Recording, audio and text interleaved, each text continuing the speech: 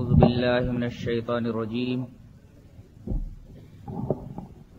بسم اللہ الرحمن الرحیم فبأي حدیث بعدہ یؤمنون۔ معزز علماء کرام،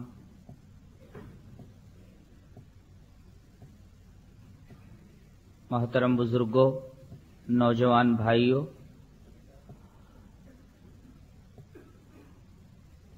عزیز ماں اور بہنوں،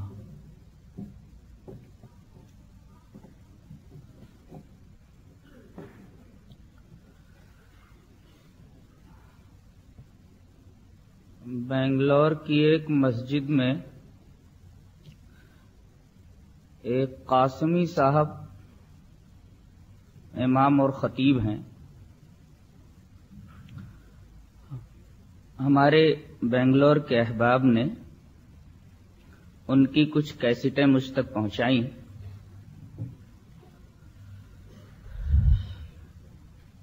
میں نے وہ تمام کیسٹیں سنی۔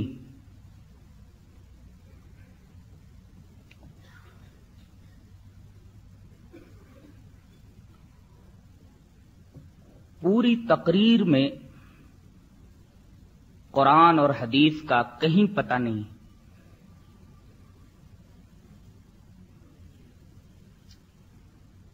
صرف اور صرف اہل حدیثوں کو گالیاں دی گئیں اور انداز بالکل بازاری۔ کم سے کم یہ انداز تقریر کسی عالم کا نہیں ہو سکتا۔ ارے کمینے،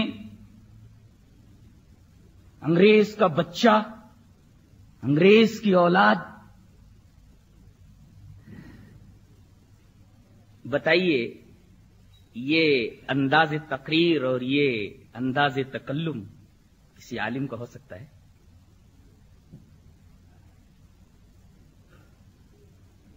تمام کیسٹوں میں اہل حدیثوں کو جی بھر کر کے انہوں نے گالیاں دی ہیں۔ ان کے اس عمل کے تعلق سے حدیث رسول کیا بولتی ہے؟ حدیث ملاحظہ۔ وعن عبد اللہ بن مسعود رضی اللہ تعالی عنہ قال قال رسول اللہ صلی اللہ علیہ وسلم سباب المسلم فسوق وقتالہ کفر، رواہ مسلم فی کتاب الایمان۔ حضرت امام مسلم رحمۃ اللہ علیہ اس حدیث پاک کو کتاب الایمان میں لائے ہیں۔ راوی حضرت عبداللہ ابن مسعود ہیں۔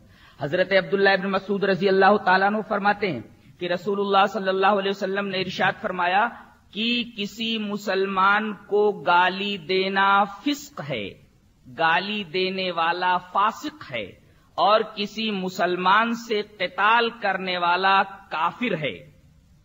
اس حدیث پاک کی روشنی میں مسلمانوں کو گالیاں دینے والا فاسق ٹھہرتا ہے۔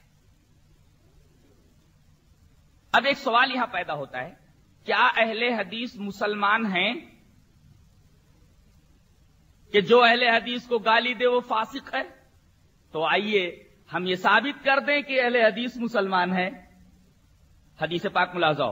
وعن انس بن مالک رضی اللہ تعالی عنہ قال قال رسول اللہ صلی اللہ علیہ وسلم من صلى صلاتنا واستقبل قبلتنا واكل ذبيحتنا فذلك المسلم الذي له ذمة الله وذمة رسوله فلا تخفر الله في ذمته،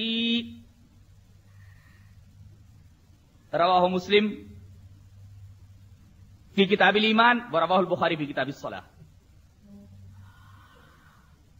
حضرت انس بن مالک رضی اللہ تعالیٰ عنہ فرماتے ہیں کہ رسول اللہ صلی اللہ علیہ وسلم نے ارشاد فرمایا کہ جو آدمی ہماری نماز پڑھے، کون سی نماز؟ جو نبی کی نماز تھی، جو صحابہ کرام کی نماز تھی، اسی کی طرف اشارہ کرتے ہوئے جناب محمد الرسول اللہ صلی اللہ علیہ وسلم نے ارشاد فرمایا جس نے ہماری نماز پڑھی۔ الحمدللہ اہل حدیث نبی کی نماز پڑھنے کا اہتمام کرتے ہیں، صحابہ کرام کے طریقے پر نماز پڑھنے کا اہتمام کرتے ہیں۔ واستقبل قبلتنا، اور جو ہمارے قبلے کا رخ کرے۔ ظاہر ہے کہ اہل حدیث کا اور کوئی قبلہ ہے ہی نہیں سوائے اس قبلے کے جس قبلے کو رسول اللہ صلی اللہ علیہ وسلم کا قبلہ بنایا گیا اور جو صحابہ کرام کا قبلہ تھا، وَأَكَلَ ذَبِيحَتَنَا، اور جو ہمارا ذبیحہ کھائے۔ ظاہر ہے کہ رسول اللہ صلی اللہ علیہ وسلم کا اور صحابہ کرام کا ذبیحہ کیا تھا؟ بسم اللہ اللہ اکبر کہہ کر کے حلال جانور کو ذبح کرنا، یہ تھا صحابہ کرام کا ذبیحہ۔ الحمدللہ ہم اسی طریقے کا ذبیحہ استعمال کرتے ہیں۔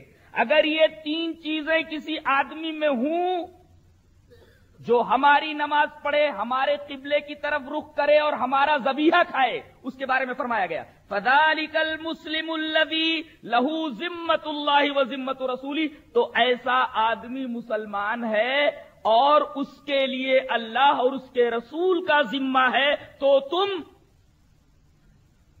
اللہ اور اس کے رسول کے ذمے کے اندر کوئی گڑبڑی مت کرو۔ اس حدیث پاک سے یہ ثابت ہوا کہ اہل حدیث الحمدللہ مسلمان ہیں۔ ثابت یہ ہوا کہ اہل حدیث کو گالی دینے والا فاسق اور ان سے قتال کرنے والا کافر، کفر کا مرتکب ہے۔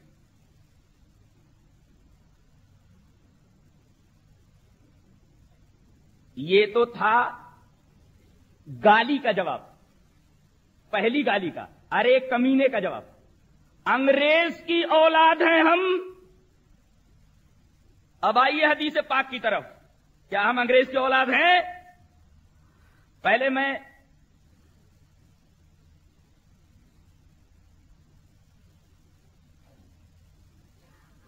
ایک حدیث پاک پیش کر دوں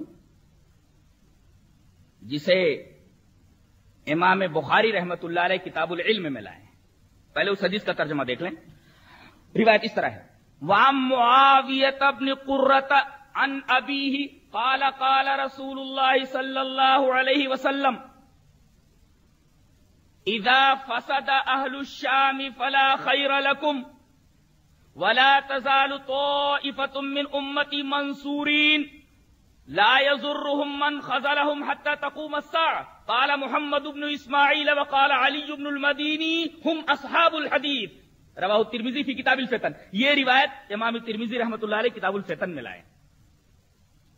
حضرت معاویہ ابن قرہ اپنے باپ سے روایت کرتے ہیں، ان کے باپ کہتے ہیں کہ رسول اللہ صلی اللہ علیہ وسلم نے ارشاد فرمایا کہ جب شام کے لوگ خراب ہو جائیں تو تمہارے اندر کوئی بھلائی نہیں، تمہارے لیے کوئی خیر نہیں۔ اس کے بعد آپ نے فرمایا کہ میری امت کا ایک گروہ ہمیشہ مدد کیا جانے والا رہے گا، جس کی مدد کی جائے گی،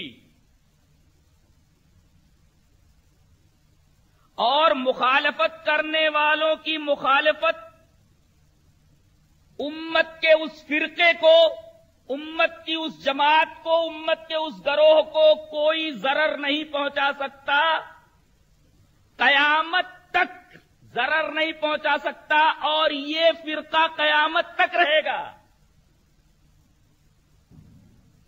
اس حدیث پر تبصرہ کرتے ہوئے امام المحدثین حضرت محمد بن اسماعیل البخاری اور ان کے استاد محترم مشہور ناقد حدیث، مشہور محدث علی ابن مدینی دونوں کہتے ہیں کہ اس طائفہ سے مراد، اس گروہ سے مراد اصحاب الحدیث ہیں، ہم اصحاب الحدیث، یہ اہل حدیث ہیں۔ اب بتاؤ، جب اہل حدیث حضرت امام بخاری رحمت اللہ علیہ کے فرمان کے مطابق، ان کے استاذ علی ابن مدینی کے مطابق رسول اللہ صلی اللہ علیہ وسلم کے زمانے کے ٹھہرتے ہیں، تو پھر انگریز کی اولاد کیسے ہوئے؟ غور کرنے کی بات ہے۔ ایک روایت اور لے لیں، حضرت امام احمد بن حنبل رحمۃ اللہ علیہ کا تبصرہ اس کے اوپر، وہ حدیث ملاحظہ ہو۔ وعن عبداللہ بن عمرو رضی اللہ تعالی عنہ قال قال رسول اللہ صلی اللہ علیہ وسلم لا یاتین علی امتی ما اتى علی بنی اسرائیل حسب النال بالنال حتى ان كان منهم من اتى امه علانیۃ لكان في امتی من يصنع ذلك وان بنی اسرائیل تفرقت إلى 72 ملة وتفترق أمتي إلى 73